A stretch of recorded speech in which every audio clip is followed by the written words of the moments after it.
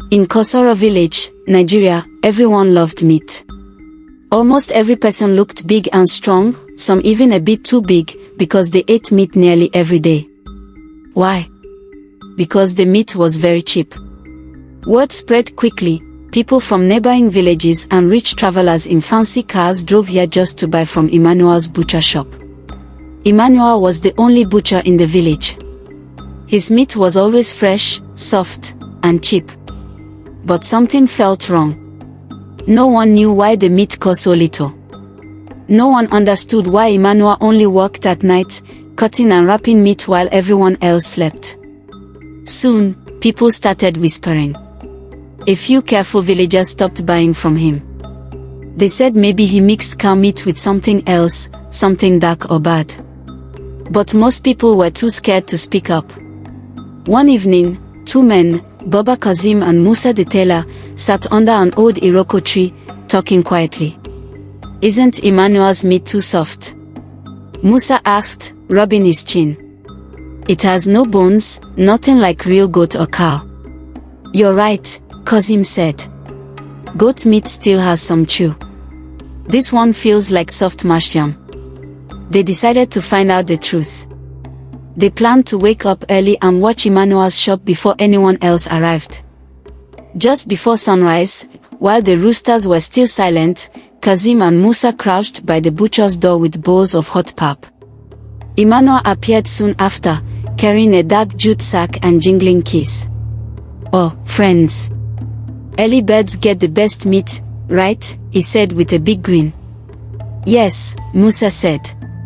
"We want 2 kilos of your best meat." Emmanuel unlocked the door and let them inside. The place looked clean, but the smell was strange, not bad, just odd. He opened a box and took out some deep red meat slices. They were soft and juicy, with no bones. Musa frowned. "It's too soft." "What part of the cow is this?" Emmanuel laughed. "Top quality beef. This is from the upper neck, the softest cut." "Neck?" Kazim asked. "Even neck meat isn't this soft." "My cows eat the best grass and listen to gospel music at night," Emmanuel said proudly. "Happy cows give soft meat." But Kazim noticed the jute sack. Something round pressed under the cloth, like a head. "What's in that bag?" he asked, voice tense. "Oh, just a cow's head," Emmanuel lied. "A rare one, very shy." Musa and Kazim exchanged worried looks. Suddenly, Musa said, "Oh no, we forgot our money." Emmanuel waved them off. "No hurry. Come back later." They left quickly, hearts pounding. Later that morning, Mama Folek from a nearby village arrived in a bright yellow wrapper with a basket in hand. "I hear Emmanuel's meat is soft and cheap," she said. "Last time, my children even chewed the bones clean." The men under the tree warned her, "Be careful, things aren't always what they seem in Kosoro." But she laughed and walked on. Villagers kept coming to Emmanuel's stall, grilling meat over open fires with just pepper and salt. At the well, people whispered, "Did you hear there are no bones?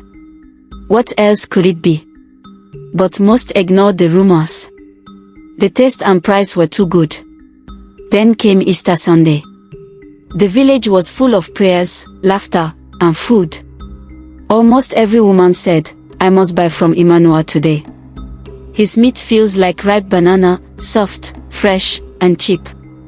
By noon, his shop was packed. People stood in line like school kids waiting for snacks. Emmanuel chopped and weighed meat until he was soaked in sweat. As evening came and church bells rang, Emmanuel packed the leftover meat in the same jute sack.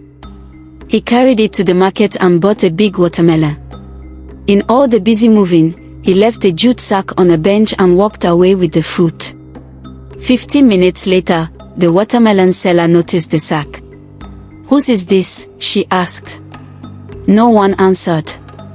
Curious, she opened it and screamed. Villagers rushed over. Inside lay a human head. "It's the same one he brought," someone cried. A crowd gathered fast, shocked and angry. Back at home, Emmanuel was washing his hands when he remembered the sack. He ran barefoot to the market, but it was too late. A crowd pressed around the open sack. The watermelon seller pointed at him. "He left it here," she said. Emmanuel froze. "That's not mine," he cried. "My sack had chicken bones." "Chicken bones shaped like a head," someone yelled. Stones flew. Emmanuel begged, "Please let me explain." But no one listened. Then Chairman Adeboy and two elders arrived. "Stop," the chairman shouted. "Let him speak." Emmanuel stammered, "I thought it was a papaya, my friend gave it to me." The crowd shouted, "Liar." An elder said, "So that's what we've been eating." The chairman raised his hand. "We will check his shop tonight." That night, under torchlight, the chairman and a few men entered Emmanuel's shop. They lifted floorboards and found a pit full of bones, some cow bones, some human. The villagers stood in silence. In the square, Emmanuel sat tied to a chair, crying. "I never meant for this," he said. "It started by mistake. But people kept buying, and I couldn't stop." Villagers wept. "I fed that meat to my children," one woman cried.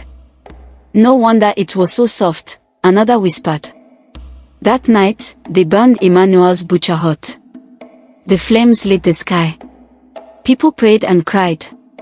By morning, all butchers in Kosoro had closed their shops. No one wanted meat. Women bought fish, beans, and vegetables instead. A little boy tugged his mother's wrapper. "Mama, let's eat plantains and eggs. No more meat." From that day on, the people of Kosoro learned a harsh lesson. Just because something is cheap, soft, and tasty doesn't mean it is safe. Emmanuel disappeared. No one saw him again. Whenever someone in Kosoro sees boneless meat, they look twice and whisper, "I hope this didn't come from Emmanuel's butcher shop." Later, police searched Emmanuel's big house with iron gates. They found red-stained sacks, knives hidden under the bed, and many bones. They learned he had only slaughtered a few cows but sold far more meat. His night work was meant to hide the truth.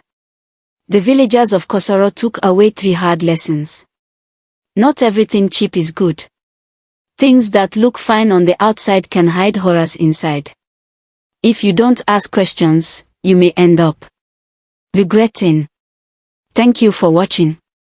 Kindly like, share, comment and most importantly subscribe for more interesting stories.